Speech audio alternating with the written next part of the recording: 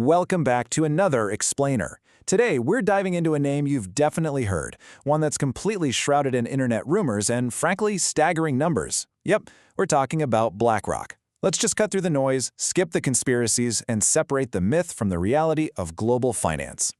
10, followed by 12 zeros. We're talking over $10 trillion in assets under management. Just let that mind-boggling number sink in for a second. To put that into perspective, if that number were a national economy, it would literally be the third largest in the world, sitting right there comfortably behind the US and China. So when you have a figure that enormous attached to a single company, well, it naturally draws a ton of attention.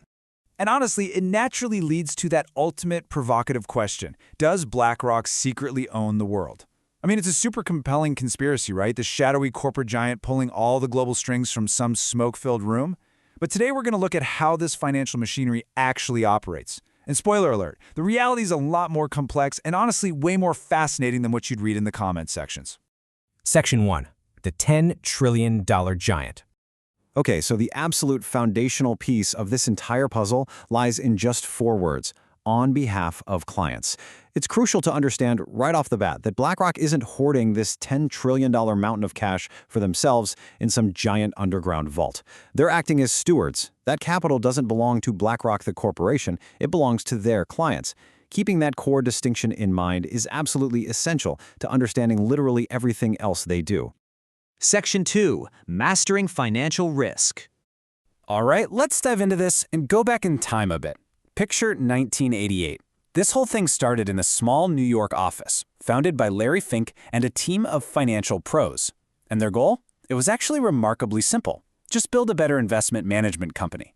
Throughout the 90s, they managed a few $1 billion, which, hey, is a very respectable sum. But in the massive global financial industry, they were still largely unknown outside of core Wall Street circles. Now, while a lot of those infamous 1980s Wall Street firms were known for aggressive, swing-for-the-fences kind of gambles, BlackRock actually took the exact opposite route. They absolutely obsessed over understanding and managing risk better than anybody else. And this disciplined, highly methodical approach, that's what started attracting the big players: banks, governments, pension funds, institutions that really wanted reliable stewards for their capital. BlackRock just outperformed the competition at keeping money safe while still growing it steadily. Section 3. The 2009 Catalyst.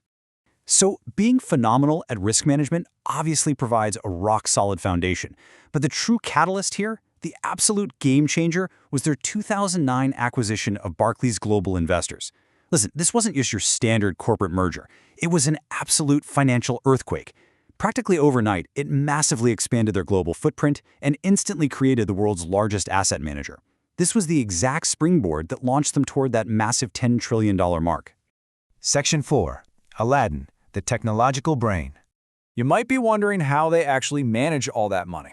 Well, the secret weapon isn't a shadowy backroom deal. It's a piece of software called Aladdin. Aladdin is this incredibly powerful platform that analyzes financial risks, monitors investments, and helps massive institutions make data-driven decisions. Think of it as the central nervous system for trillions of dollars. This data-crunching machine gives BlackRock a completely unprecedented analytical advantage, letting them track market variables across continents in real time.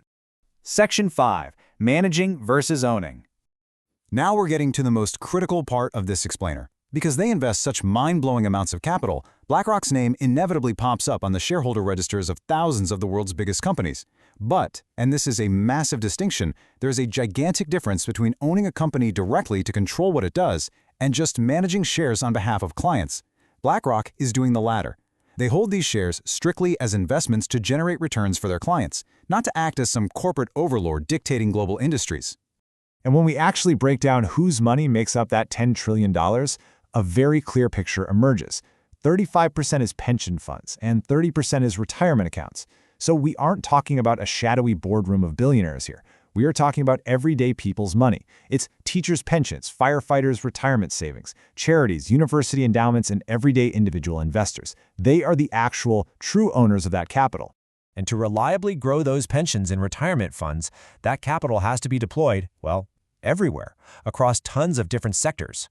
We're talking tech giants like Apple and Microsoft, healthcare networks, cargo ships, airlines, renewable energy, you name it.